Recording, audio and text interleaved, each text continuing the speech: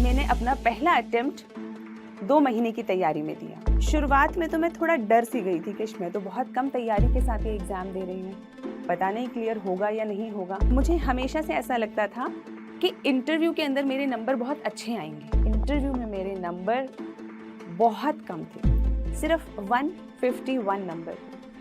और उस चीज़ को मुझे थोड़ा सा शॉक लगा। जब भी आपको ऐसा लगे कि मेरी तैयारी बहुत अच्छी नहीं जा रही, तो मैं किससे पूछूंगी कि मेरे को क्या करना चाहिए, क्या मुझे और पढ़ना चाहिए या मुझे और टेस्ट पेपर करने चाहिए। आपकी शर्ट में कितने बटन हैं, आप कितनी सीढ़ियाँ चढ़कर आए हैं, या अंडा आया या मुर्गी आई पहले। अगर आपको ये सारे सवाल लगता है कि यूपीएससी के इंटरव्यूज़ में ऐसे सवाल पूछे जाते हैं, तो शायद नहीं।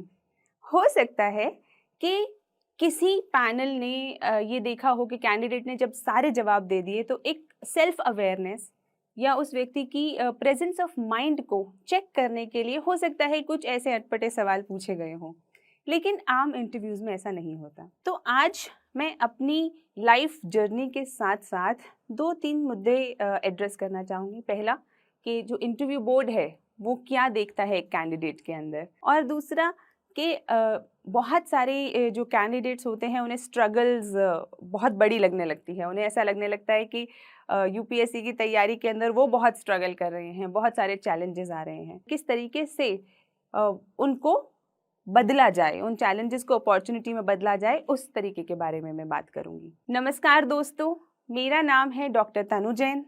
मैं AFHQ बैच 2015 से हूँ, armed forces headquarter civil services. So मेरी कहानी शुरू होती है जब दिल्ली 6 के सदर बाज़ार के इलाके, बहुत ही भीड़ भाड़ वाले इलाके के अंदर मेरा जन्म होता है, एक जैन मिडिल क्लास फैमिली में। और वहाँ पर जैसे कि फैमिलीज़ में होता है कि पढ़ाई पर मेरा तो बहुत ज़्यादा ध्यान नहीं था। अक्सर खेल कूद और बाकी एक्स्ट्रा करिकुलर एक्टिविटीज़ के अंदर ही मेरा ज़्यादातर ध्यान रहता था। और पढ़ाई के प्रति ओरिएंटेशन मुझे लगता है शायद 12th के बाद ही मुझ में आया। लेकिन एक चीज़ थी जिसने मुझे बचपन से मोटिवेट किया, वो थी मेरी मदर की एक सवाल कि तुम्हें बड़े होकर क्या बनना है। तो वो जो सवाल था उसने मुझे कॉन्स्टेंटली मोटिवेट किया और ये सोचने पे मजबूर किया कि मुझे आखिर बनना क्या है। शायद उसकी क्लैरिटी मुझे 12th तक भी नहीं थी। मैंने मेडिकल साइंस ले लिया था, लेकिन मुझे नहीं पता था मुझे कौन सा डॉक्टर बनना है, किस तरीके का डॉक्टर बनना है। आगे चल के मैंने BDS किया सुभारती मेडिकल कॉलेज से, और फिर शुरुआत होती है मेरी यूपीएससी की जर्नी की। इंटर्नशिप के अंदर मुझे पहली बार ये पता चला कि ऐसा कोई एग्ज़ाम होता है जिससे हम ऑफिसर लग सकते हैं, अधिकारी लग सकते हैं। और उस वक्त तक शायद मुझे ये भी नहीं पता था कि एक अधिकारी करता क्या है, एक IAS ऑफिसर या एक IPS ऑफिसर, एक AFHQ ऑफिसर क्या करता है। और फिर जब मेरे को धीरे धीरे ये समझ में आने लगा कि मुझे नहीं पता क्या करते हैं, लेकिन समाज उन्हें बड़ा समझदार समझता है, तो वहाँ से मेरी एक अट्रैक्शन की इस जर्नी की शुरुआत होती है। तो जब मुझे पहली बार पता चला कि सिविल सर्विसेज का एग्ज़ाम देना है, मेरे पास कोई गाइडेंस नहीं थी, फैमिली के अंदर किसी ने दिया नहीं हुआ था। तो मैंने अपनी मदर से कहा कि मम्मी ये एक एग्ज़ाम होता है और मेरी इच्छा है कि मैं इसे दूँ। तो जैसा कि हम हमेशा करते थे, मेडिकल के समय में भी किया था, तो मैं और मेरी मम्मी नई सड़क, एक जहाँ पे बहुत सारी किताबें मिला करती हैं, हम नई सड़क चले गए और वहाँ जाके सबसे पहले जो हमने काम किया वो किया, वहाँ से यूपीएससी की 2-4 किताबें खरीद ली। और वो शायद सबसे ज़्यादा अनयूज़फुल किताबें थी, लेकिन हमने खरीद ली और उसी से मैंने अपनी तैयारी शुरू करी।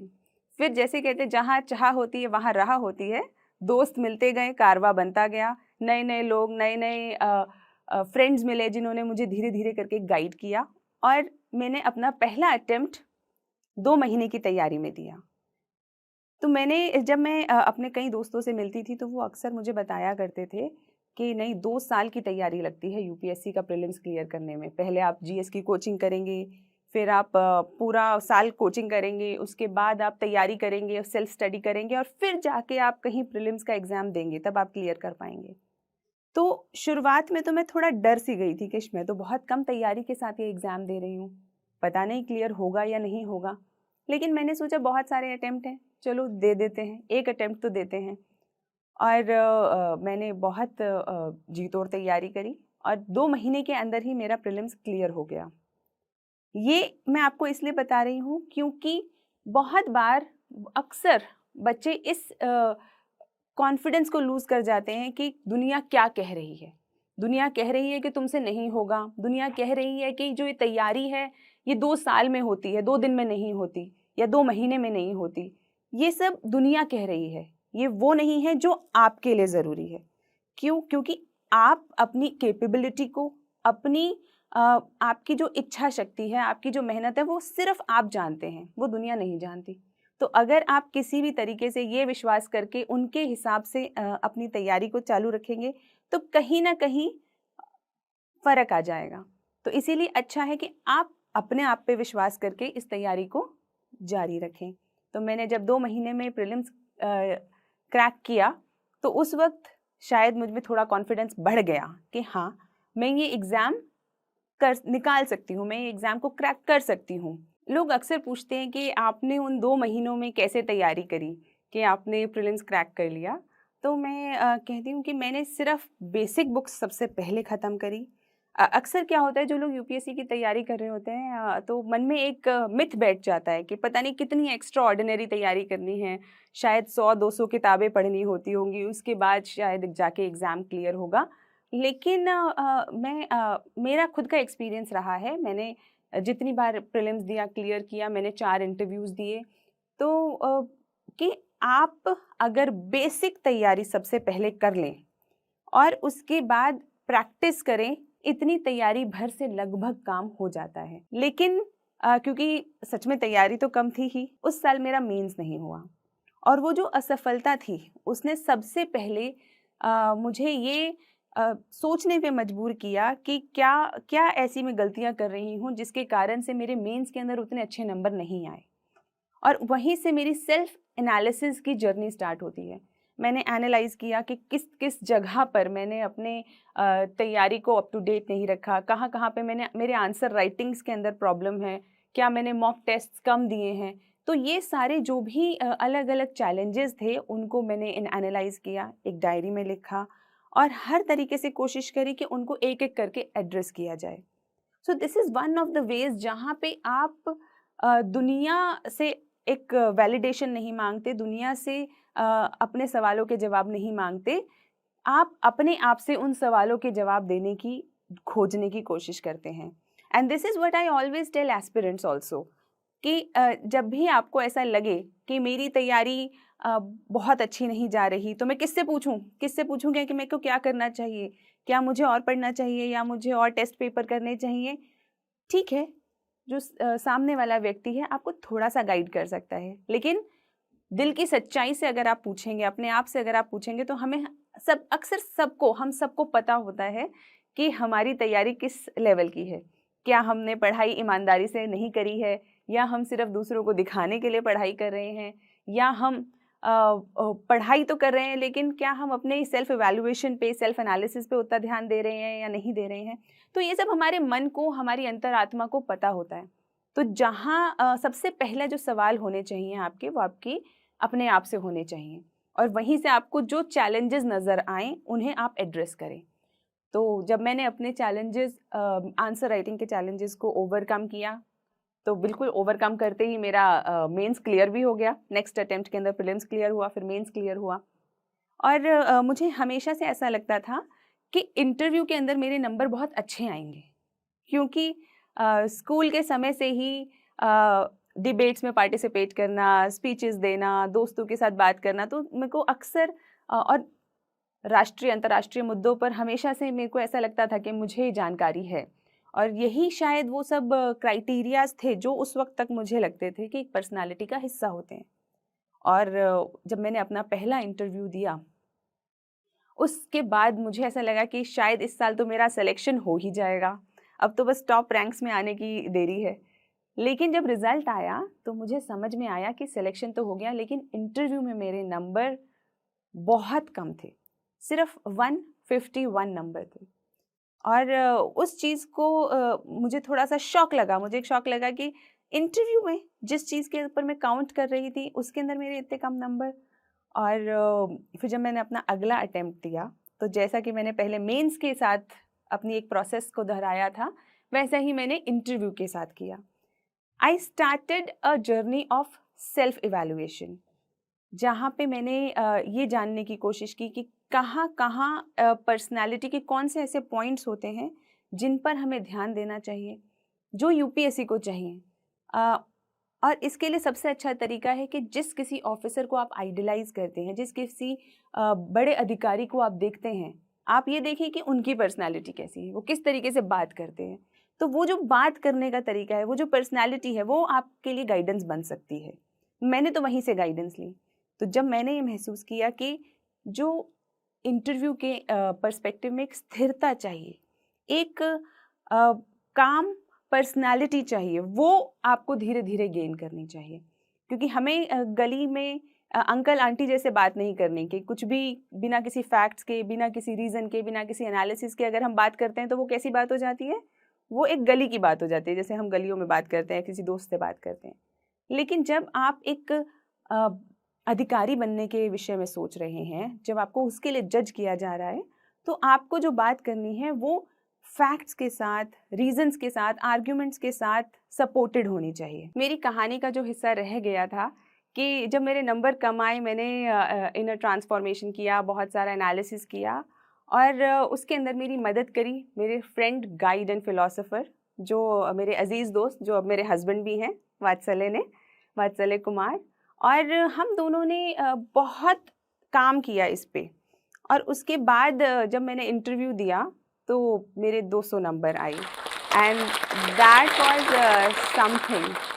That was something which actually helped me to understand कि रुकावटें चाहे कितनी भी हों और आपके अंदर कितनी भी कमियां हों, लेकिन अगर आप उन्हें इम्प्रूव करना चाहते हैं, आप आगे बढ़ना चाहते हैं, तो आप वो कर सकते हैं। मोटिवेशन कैसे बनाए रखें, ये एक बहुत बड़ा सवाल कैंडिडेट्स करते हैं कि हम मोटिवेशन कैसे बनाए रखें। मुझे ऐसा लगता है कि जो काम आप करना चाहते हैं उसके लिए आपको ना तो कोई मोटिवेट कर सकता है, ना ही आपको किसी मोटिवेशन की ज़रूरत है। अगर मैं आज यहाँ आना चाहती थी तो मैं आई, मैंने कैसे समय निकाला, किस तरीके से चीज़ें हैंडल करी, ये इसके लिए मुझे किसी को कहना नहीं पड़ा।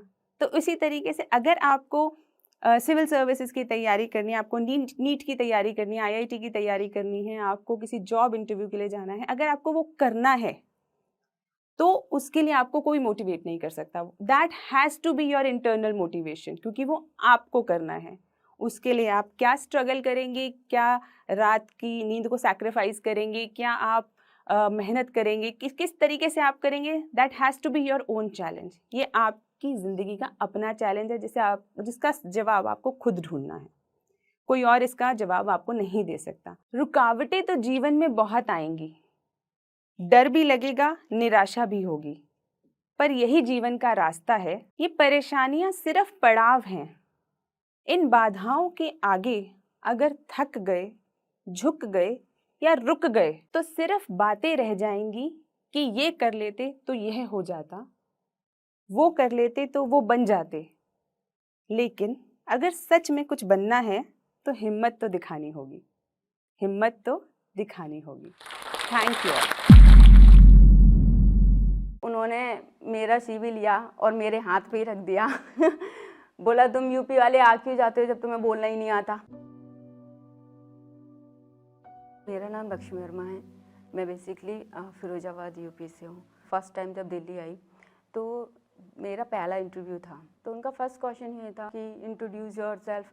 तो इंट्रोड्यूशन में क्या बोलते हैं मुझे ये नहीं पता था, तो मैं चुप हो गई। तो उन्होंने मेरा सीवी लिया और मेरे हाथ पे ही रख दिया। बोला तुम यूपी वाले आ क्यों जाते हो जब तुम्हें बोलना ही नहीं आता। मुझे ऐसा लगा कि किसी ने मेरे मुंह पे तमाचा दिया हो, और मैं कुछ समझ में नहीं आ रहा था, उससे कुछ बोल भी नहीं सकती थी। तो फिर मैंने सीवी लिया और लौट के चली आई। फिर उसके बाद तो फिर मैंने इंटरव्यू ही नहीं दिए। इंग्लिश लगता तो था ज़रूरी है, कोशिश भी की, सीखूंगी, ट्राई भी किया। 1-2 बार किसी इंस्टीट्यूट में ज्वाइन किया। तो फिर प्रॉब्लम क्या होती थी, इंस्टीट्यूट में जाना होता है, फिर इतना टाइम नहीं होता था कि पढ़ना भी होता था और जॉब्स भी करनी होती थी। सब कह देते हैं इंग्लिश सीखने के लिए एनवायरनमेंट चाहिए, माहौल चाहिए होता है, लोगों से बात करोगे तभी आएगी। अब बात करने के लिए भी तो वो लोग होने चाहिए जो आपसे बात करना चाहें। मैं जो स्टॉक्स की वीडियोस देखती थी मोटिवेशन के लिए, तो लास्ट में एक एडवर्टाइजमेंट था, तो वहाँ पे बोला था कि हमारे एक ऐप है जो स्किल का, तो आप उसे डाउनलोड करिए। तो मैंने सब्सक्रिप्शन कर लिया, और लेकिन सब्सक्रिप्शन की अमाउंट भी इतनी नॉमिनल थी कि मैंने तो सोचा भी नहीं था कि इतने कम दाम में इतना अच्छा प्रोडक्ट मिल सकता है। सबसे अच्छा जो बेस्ट पार्ट मुझे लगा वो था प्रैक्टिस का, जो मुझे चाहिए था एक्चुअल में, जो मैं ढूंढ रही थी इतने टाइम से। तो अब ऐसा है कि मैं इतना एबल हूँ कि हाँ ठीक है, मैं बात कर सकती हूँ, इंटरव्यूज फेस कर सकती हूँ। Now I am not scared of speaking English. Thank you जोश।